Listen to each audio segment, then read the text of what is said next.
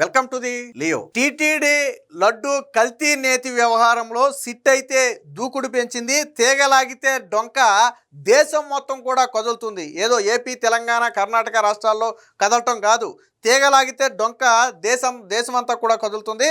దీనికి సంబంధించి నిన్న ఏకకాలంలో దేశవ్యాప్తంగా పలు రాష్ట్రాల్లో 15 చోట్ల ఈడీ అధికారులు అయితే సోదాలు నిర్వహించారు. దీనిలో కొన్ని కీలక పత్రాలు స్వాధీనం చేసుకున్నారు.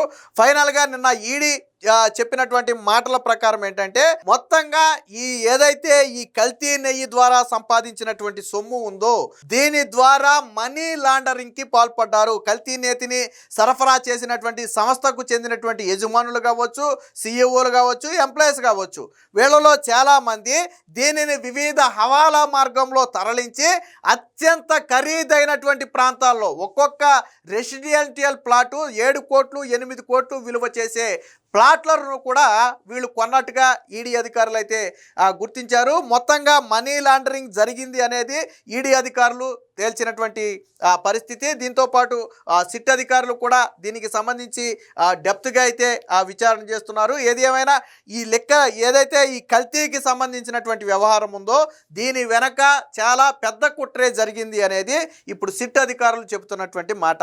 అంతే, ఒక ప్రీప్లానుడుగా అసలు నెయ్యే కాని ఒక పదార్థాన్ని తిరుమలకు సరఫరా చేసి నెయ్యి రూపంలో డబ్బులు కొట్టేసి 100 కోట్ల రూపాయలు, దాదాపుగా 300-400 కోట్ల రూపాయలకు పైగా హవాలా మార్గంలో తరలించి దేశంలోని వివిధ ప్రాంతాలలో ఖరీదైన చోట్ల ప్లాట్ల రూపంలో కావచ్చు, స్థిరాస్తుల రూపంలో కావచ్చు, లేదా విల్లాల రూపంలో కావచ్చు కొనడమే కాకుండా కొన్ని మార్కెట్లలో పెట్టుబడులుగా పెట్టినట్టుగా కూడా ఈడీ అధికారులు అయితే గుర్తించారు. దీనికి సంబంధించినటువంటి వార్త వచ్చింది, ఒకసారి చూద్దాం. కల్తీ నెయ్యి సొత్తుతో రియల్ దందా, 45 కోట్ల స్థిరాస్తులు కొన్న ముఠ, నిందితులు వారి కుటుంబ సభ్యుల పేరిట విలువైన చరాస్తులు నిగ్గు తేల్చిన ఈడీ. దేశవ్యాప్తంగా 15 ప్రాంతాల్లో సోదాలు. అక్రమ సొత్తుతో కూడబెట్టి స్థిరాస్తులు కొన్నటువంటి ఈ ముఠాకి సంబంధించిన వివరాలు బయటపెట్టారు.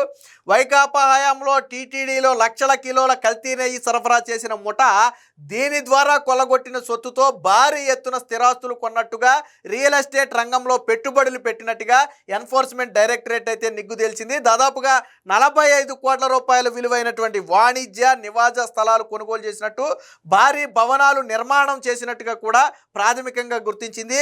AR dairy, Vaishnavi dairy, Malmanga dairy ఈ ముసుగులో టీటీడీకి కల్తీ నెయ్యి సరఫరా చేసిన బోలేబాబా డైరీ ప్రతినిధులు ఇతర నిందితులతో కలిసి భారీ ఎత్తున హవాలా లావాదేవీలు జరిపినట్లుగా నిర్ధారించింది. కల్తీ నెయ్యి సరఫరా ద్వారా కూడబెట్టిన అక్రమార్జనను పలు వ్యాపార సంస్థల ద్వారా మళ్లించి స్థిరాస్తి రంగంలో పెట్టుబడులుగా మార్చినట్లు నిందితులంతా కలిసి మనీ లాండరింగ్కు పాల్పడినట్టుగా వెల్లడించింది. ఈ మేరకు బుధవారం ఒక ప్రకటనను అయితే ఎన్ఫోర్స్మెంట్ డైరెక్టరేట్ అయితే విడుదల చేసింది. కేసు దర్యాప్తులో భాగంగా ఈడీ అధికారులు దేశంలోని వివిధ ప్రాంతాలలో 15 చోట్ల ఒకేసారి ఉదయం నుంచి సాయంత్రం వరకు ఏకకాలంలో అనూహ్య సోదాలు నిర్వహించారు. అహిల్యానగర్, బీకానేర్, డెహ్రాడూన్, ఢిల్లీ, దుండిగల్, గుంటూరు, ముంబై, రూర్కిల్లోని నిందితులైన డైరీ యజమానుల ప్రతినిధులు, హవాలా లావాదేవీల్లో పాల్గొన్న ఏజెంట్లు, నకిలీ రికార్డులు సృష్టించిన వ్యాపారుల నివాసాలు, కార్యాలయాలు, ఆయా డైరీ ప్లాంట్లలో తనిఖీలు చేసిన ఈడీ బృందాలు ఈ స్థిరాస్తులకు సంబంధించినటువంటి కీలక పత్రాలన్నింటినీ కూడా స్వాధీనం చేసుకున్నట్టుగా తెలుస్తుంది. సో టీటీడీకి కల్తీ నెయ్యి సరఫరా చేసిన ముఠ ఆ సొమ్ముతో డెహ్రాడూన్లోనే అత్యంత ఖరీదైన ప్రాంతంలో 7.8 కోట్లతో 3 వాణిజ్య స్థలాలు కొన్నారు. అంటే యావరేజ్న ఒక్కొక్క వాణిజ్య స్థలాన్ని 2.5 కోట్లకు పైగా పెట్టి 3 వాణిజ్య స్థలాలు కొన్నారు. అలాగే బోలేబాబా డైరెక్టర్ అయినటువంటి పొమిల్ జైన్ తన సంస్థ హర్ష్ ట్రేడింగ్ కంపెనీ ఖాతా నుంచి 1.18 కోట్లను మళ్లించుకుని ఆ సొత్తుతో ఒక భారీ భవనం నిర్మించినట్టుగా తేల్చారు. అలాగే 1.36 కోట్లు 79.55 లక్షలతో మరొక 2 ఆస్తులు 3.41 కోట్లతో వెచ్చించి పలు చోట్ల స్థిరాస్తులు కొన్నట్టుగా ఎవరైతే ఈ బోలేబాబా సంస్థకు చెందినటువంటి డైరెక్టర్ ఉన్నాడో పొమిల్ జైన్ కొన్నట్టుగా ఈడీ అయితే గుర్తించింది.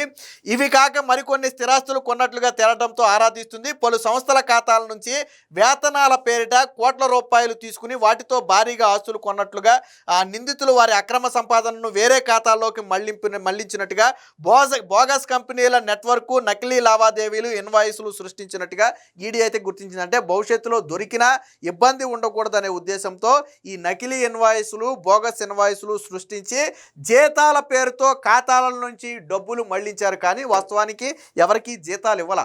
ఆ పేరుతో బయటికి తీసి ఇన్కమ్ ట్యాక్స్కి ఆ లెక్కలు చూపించి వీళ్ళు మాత్రం కోట్ల రూపాయలు విలువ చేసే స్థిరాస్తులు అయితే కొన్నట్టుగా తెలిసింది. సో ఎక్కడెక్కడ ఏంటి అనేది కూడా ఒకసారి ఉంది చూద్దాం. Bholebaba director Pomil Jain, Vipin Jain, AR dairy MD Raju Rajasekaran, అలాగే వైష్ణవి డైరీ సిఇఓ అయినటువంటి విజయకాంత్, ఢిల్లీలోని హవాలా ఏజెంట్ అగర్వాల్, మనీ లాండరింగ్ కు వీలుగా నకిలీ ఇన్వాయిస్లు సృష్టించిన మహేష్ కుమార్, అలాగే అజయ్ కుమార్ సుగంధ్తో పాటు రాజేష్, అలాగే సుచింద్ర, శాంతిరామ్, అలాగే లంకే నివాసులు కార్యాలయంతో పాటు దుండిగల్లోని ఏఆర్, అహిల్యానగర్లోని మాల్మంగ, రూర్కీలోని బోలేబాబా ఆర్గానిక్ డైరీ ప్రాంగణాల్లో ఈడీ అధికారులు ఏకకాలంలో తనిఖీ చేశారు. ఈ సందర్భంగా నిందితుల వద్ద నుంచి 60 లక్షల రూపాయలు నగదు స్వాధీనం చేసుకోవడంతో పాటు దీనికి సంబంధించినటువంటి పలు కీలక డాక్యుమెంట్లు అయితే స్వాధీనం చేసుకున్నారు. 2019 నుంచి 24 మధ్య ఈ బోలేబాబా 68 లక్షల కిలోలను నేతిని టీటీడీకి సరఫరా చేస్తే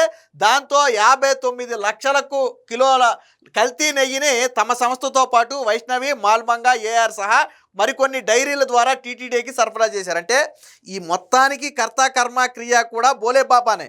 బట్ బోలేబాబా ఏం చేసింది, మాల్మంగా పేరుతోనూ వైష్ణవి డైరీ పేరుతోనూ ఇంకొక డైరీ పేరుతోనూ టీటీడీకి సరఫరా చేసింది. కానీ అంతిమంగా లబ్ధి పొందింది మాత్రం బోలేబాబా డైరీనే. సో మొత్తం 235 కోట్ల రూపాయల అనుచిత లబ్ధి, అంటే రాష్ట్ర ఖజానాకు నష్టం కలిగించి, టీటీడీ ఖజానాకు నష్టం కలిగించి 235 కోట్ల రూపాయలు అనుచిత లబ్ధిని పొందినట్టుగా తేల్చారు. ఈ సొత్తుతోనే బోలేబాబా, దాని అనుబంధ సంస్థలైనటువంటి Harsha trading company, Harsha fresh dairy, Vaishnavi dairy, వాటికి సంబంధించిన కీలక వ్యక్తులు బ్యాంకుల ఖాతాల్లోకి మళ్లించుకుని హవాలాకు పాల్పడ్డారు. ఆ అక్రమార్జనతోనే ఆస్తులన్నీ కూడా కూడబెట్టినట్టుగా తేల్చారు. సో అక్రమ సొత్తుతో మొత్తంగా డెహ్రాడూన్లో 7.8 కోట్లతో 3 వాణిజ్య ప్లాంట్లు ఆల్రెడీ చెప్పాం. అలాగే హర్ష ట్రేడింగ్ 1.8 కోట్లు మళ్లించుకుని ఒక భవనం నిర్మించుకున్నారు. అలాగే 1.3 కోట్లు, 80 లక్షలు పెట్టి వేరే స్థిరాస్తులు కొన్నారు. సో ఇవన్నిటికీ సంబంధించినటువంటి పత్రాలను నిన్న ఈడీ అధికారులు అయితే స్వాధీనం చేసుకున్నారు. అలాగే ఈ కల్తీ నెయ్యి తయారు చేయడానికి అవసరమైనటువంటి రసాయనాలు సరఫరా చేసిన వ్యక్తులు ఎవరైతే ఉన్నారో వారి మీద కూడా దాడులు అయితే చేశారు.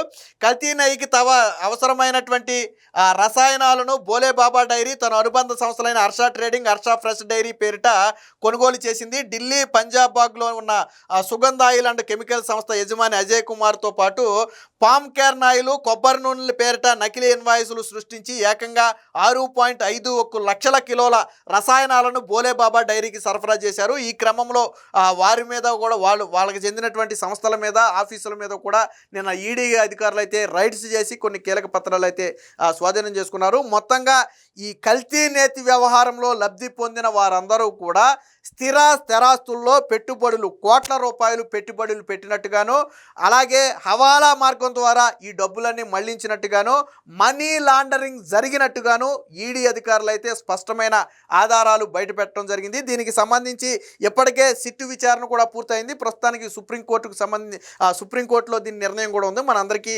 తెలిసిన విషయమే. బట్ ఈడీ ఇన్వాల్వ్ అయిన తర్వాత దీని మూలాలన్నీ కూడా వెలికి తీసే ప్రయత్నం చేసింది. అందులో భాగంగానే ఈ సంస్థకు చెందినటువంటి అక్రమ లావాదేవీలన్నీ కూడా బయటపడ్డాయి.